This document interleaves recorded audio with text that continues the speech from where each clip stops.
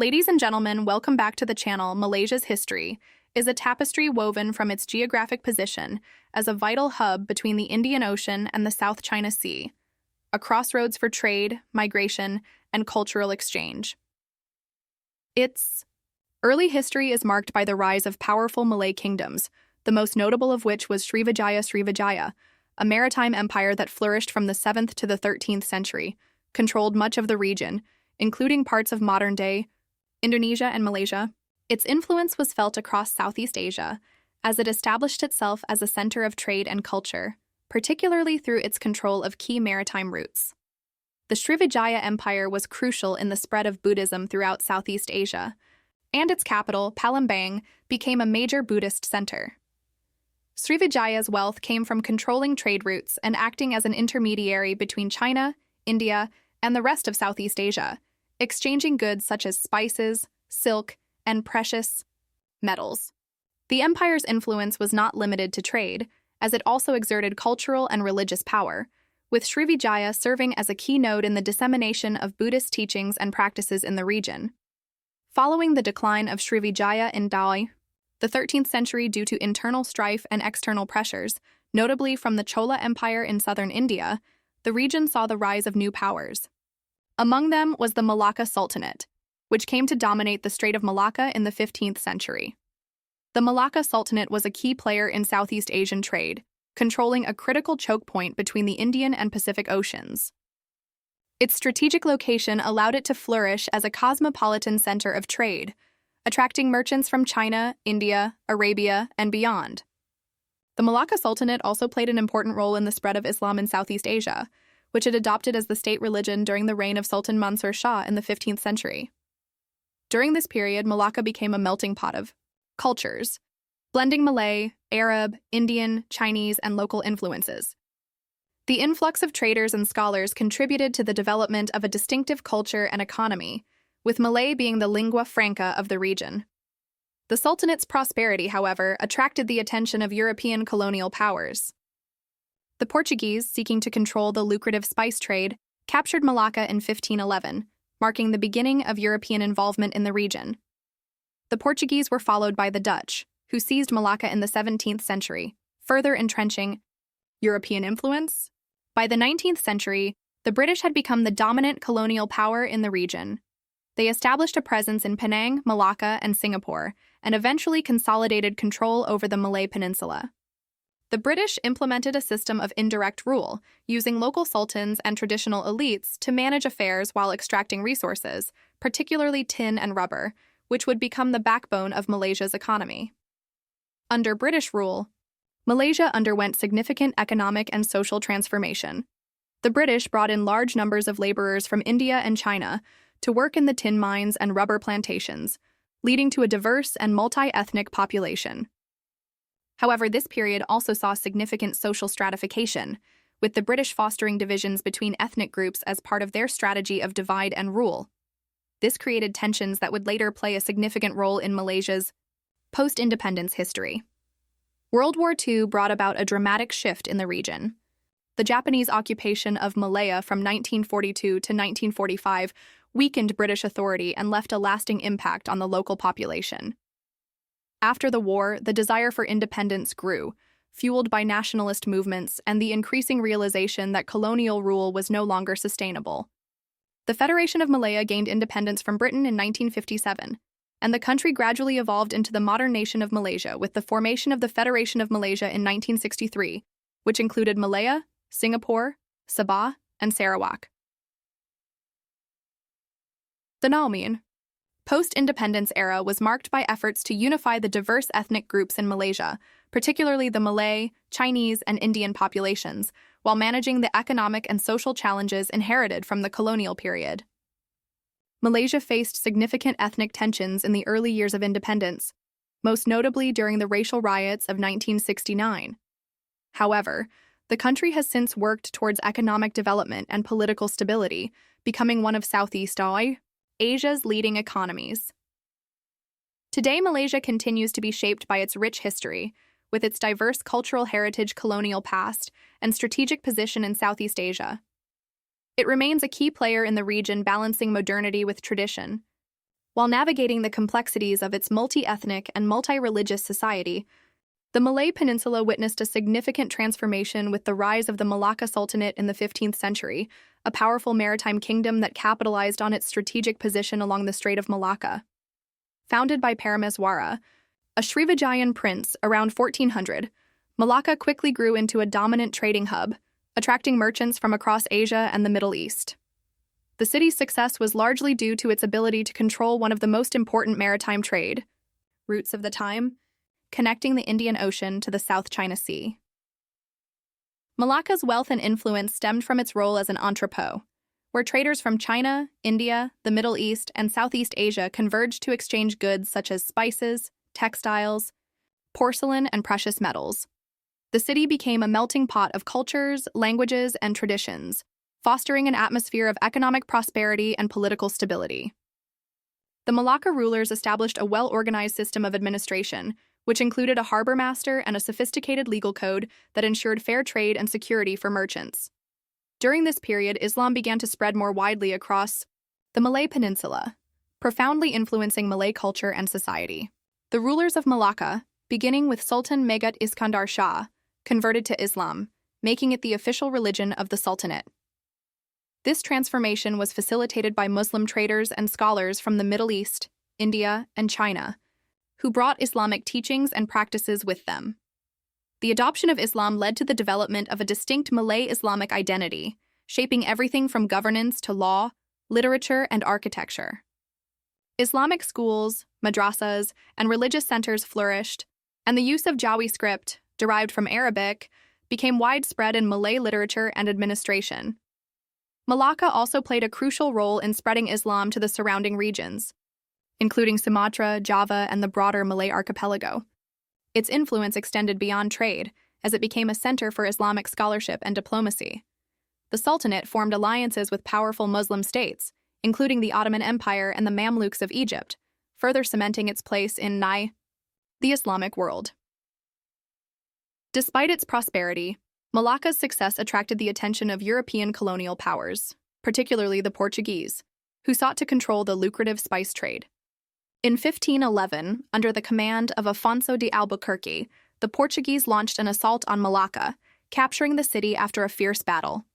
The fall of Malacca marked the beginning of European colonial rule in the region, leading to centuries of foreign dominance over the Malay Peninsula. After the Portuguese conquest, many of Malacca's Muslim merchants and scholars fled to other parts of the Malay world, particularly Johor and Aceh, where they helped establish new sultanates. The legacy of Malacca endured as its political and cultural influence shaped the development of Malay identity and the spread of Islam across Southeast Asia. The city's strategic importance remained a point of contention among European powers, eventually passing into the hands of the Dutch in 1641 and later the British in the 19th century. The Malacca Sultanate's rise and fall marked a pivotal chapter in Malaysia's history, shaping its cultural, religious, and economic foundations. Even today, Malacca's historical significance is recognized as a UNESCO World Heritage Site, preserving the rich legacy of its golden age as a vibrant center of trade and Islamic civilization. The arrival of European colonial powers in the Malay Peninsula marked a significant turning point in the region's history, leading to centuries of foreign domination that shaped Malaysia's political, economic, and social landscape. The first major European power to establish a presence was Portugal, which captured Malacca in 1511 under the leadership of Afonso de Albuquerque. The Portuguese sought to control the lucrative spice trade and establish a monopoly over maritime commerce in the region. Their rule, however, was marked by heavy taxation, harsh governance, and conflicts with local Malay rulers, as well as resistance from regional Muslim states such as Johor and Aceh, which frequently attacked Malacca in an attempt to expel the Portuguese. Despite their efforts, the Portuguese struggled to maintain control, and in 1641, the Dutch, in alliance with the Sultanate of Johor, launched a successful campaign to seize Malacca. The Dutch East India Company, VOC, took control, incorporating Malacca into their broader trading network, which spanned from the Indonesian archipelago to the Indian Ocean. Unlike the Portuguese, the Dutch were less interested in directly ruling Malacca and more focused on maintaining control of trade routes. They implemented policies that limited Malacca's role as a trading hub, redirecting commercial activity toward Batavia, modern-day Jakarta, which they had established as the center of their colonial administration in the region. While the Dutch maintained control over Malacca for nearly 150 years, their influence over the Malay Peninsula remained relatively limited compared to the British, who would later dominate the region. By the late 18th century, the British, through the British East India Company, sought to expand their presence in Southeast Asia to secure key maritime trade routes and counter Dutch influence. Their first major acquisition came in 1786 when Captain Francis Light established a British trading post on the island of Penang under an agreement with the Sultan of Kedah. This marked the beginning of British expansion in the region. The British further consolidated their presence by taking control of Malacca from the Dutch in 1795 during the Napoleonic Wars. In 1819, Sir Stamford Raffles, recognizing the strategic importance of the Malay Peninsula, negotiated an agreement with the Sultan of Johor to establish a British settlement in Singapore. Within a few years, Singapore flourished into a major trading port, surpassing Malacca as the leading commercial center in the region. In 1824, the Anglo-Dutch Treaty formally divided spheres of influence between the British and the Dutch in Southeast Asia. Under this agreement, the British retained control over Malacca, Penang, and Singapore, which were collectively known as the Straits Settlements. Meanwhile, the Dutch withdrew from the Malay Peninsula and concentrated their efforts on consolidating their control over the Indonesian archipelago. Throughout the 19th century, British influence in the Malay Peninsula continued to grow, driven by economic interests in tin mining and rubber plantations. The Industrial Revolution in Europe created a high demand for these resources, leading British administrators to exert greater control over the Malay states. Initially, the British maintained a policy of indirect rule, allowing local sultans to retain authority while appointing British residents as advisors to oversee governance and economic affairs. This intervention led to conflicts, as many Malay rulers and local elites resisted British interference. However, by the late 19th century, the British had effectively established control over much of the Malay Peninsula, forming the Federated Malay States in 1895, which brought together Perak, Selangor Negeri Sembilan, and Pahang under a centralized British administration. Other states, such as Johor and Kedah, remained nominally independent, but were heavily influenced by British advisors. The growing British presence also contributed to significant demographic and social changes. To support the expanding tin mining and plantation industries, the British facilitated large-scale migration of Chinese and Indian laborers, leading to the development of a multi-ethnic society in Malaya. While the economic benefits were substantial, this demographic shift also contributed to social divisions, as different ethnic groups were often segregated into distinct economic roles, with Malays primarily involved in agriculture, Chinese in trade and mining, and Indians in plantation work. By the early 20th century, British colonial rule was firmly entrenched, setting the stage for the political and nationalist movements that would eventually lead to Malaysia's independence. However, the foundations of British control would be shaken by the events of World War II and the Japanese occupation of Malaya, which demonstrated the vulnerabilities of colonial rule and inspired anti-colonial resistance movements in Titais. The growing British presence also contributed to significant demographic and social changes. To support the expanding tin mining and plantation industries, the British facilitated large-scale migration of Chinese and Indian laborers, leading to the development of a multi-ethnic society in Malaya. While the economic benefits were substantial, this demographic shift also contributed to social divisions, as different ethnic groups were often segregated into distinct economic roles, with Malays primarily involved in agriculture, Chinese in trade and mining, and Indians in plantation work. By the early 20th century, British colonial rule was firmly entrenched, setting the stage for the political and nationalist movements that would eventually lead to Malaysia's independence. However, the foundations of British control would be shaken by the events of World War II and the Japanese occupation of Malaya, which demonstrated the vulnerabilities of colonial rule and inspired anti-colonial resistance movements in the years that followed. During the colonial era, the economy of Malaya underwent a profound transformation, driven largely by the British exploitation of its natural resources. Tin and rubber became the backbone of the colonial economy, with Malaya emerging as one of the world's leading producers of both commodities. British investments poured into the region, leading to the expansion of tin mines and rubber plantations, particularly in Perak, Selangor, and Negeri Sembilan. To sustain these industries, the British facilitated large-scale immigration of laborers from China and India. Chinese workers were primarily employed in tin mines, while Indian laborers were brought in to work on rubber plantations. These migrant communities also became involved in trade, finance, and small businesses, contributing to the economic development of Malaya. However, the influx of migrants, coupled with British policies that encouraged economic segregation, led to deep divisions between different ethnic groups.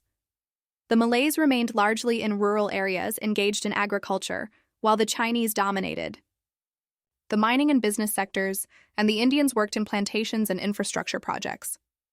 This ethnic stratification, combined with economic disparities, laid the foundation for future social and political tensions. As the colonial economy thrived, Malaya became increasingly important to the British Empire. However, this prosperity was abruptly disrupted by World War II and the Japanese invasion of Malaya in 1941. The Japanese forces launched a swift and coordinated attack, advancing southward from Thailand and overwhelming British defenses. The fall of Singapore in February 1942 marked a turning point, leading to the complete occupation of Malaya by the Japanese.